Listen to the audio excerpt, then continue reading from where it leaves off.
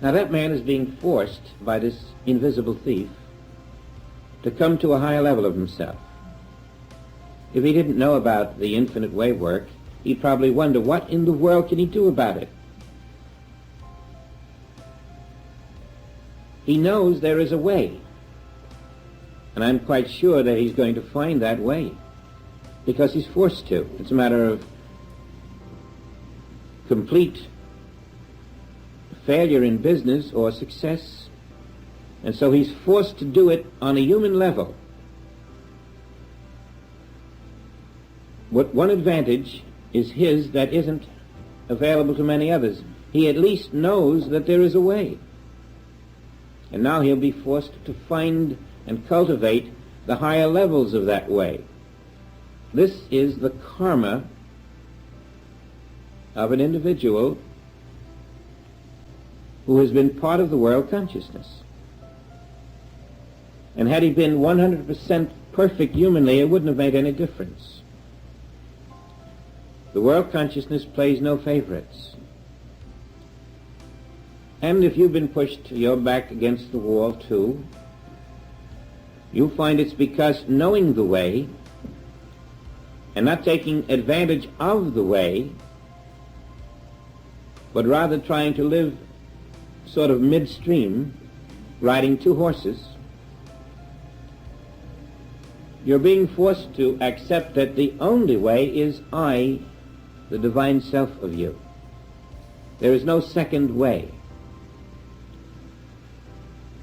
Lot's wife couldn't turn back. When she did, she was through. Two will be on the field and one will be taken away. The mortal is taken away. The immortal remains. Finally, it's crystal clear. Immortality is the nature of being. There is no mortal on the face of the earth. There is only divine self. And whoever is able to abide in that consciously, day in and day out, discovers that I, my own divine self, makes me self-complete, self-fulfilling, independent of the conditions of the world. Now, what you are also tells you what you are not. Every quality of I is every quality of God. Son, all that I have is thine.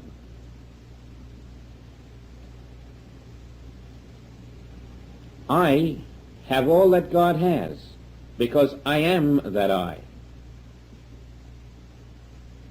Now, because I have all that God has, the opposite condition cannot be true. Although the opposite condition is what appears, it cannot be true. I have all that God has. That is the divine law. And your name is I. The I that you are has all that God has right now. Therefore, whatever denies it is a lie. If you live in the conscious acceptance that you are I, the Son, and that the Son, I, has all that the Father has, because the Father has said so, then you accept that here where I stand, all that God has, I have. And whatever God does not have, I cannot have. God does not have disease. I cannot have disease. God does not have poverty or famine. God does not have old age. God has nothing except perfection. Therefore, I have nothing except perfection. But the thief says, look at this. You cut your finger. The thief says, look, your tires are wearing thin. The thief says, look, you've got an old car, you need a new one. And you don't have the money to buy one. The thief says, your parents are suffering. The thief says, your children are on drugs. The thief says everything except what God says. And the human mind, trained to believe at face value what it hears and sees, accepts the thief, which steals away your divinity. The enlightened one, however, can recognize the thief, for every expression of imperfection is a denial of your own being.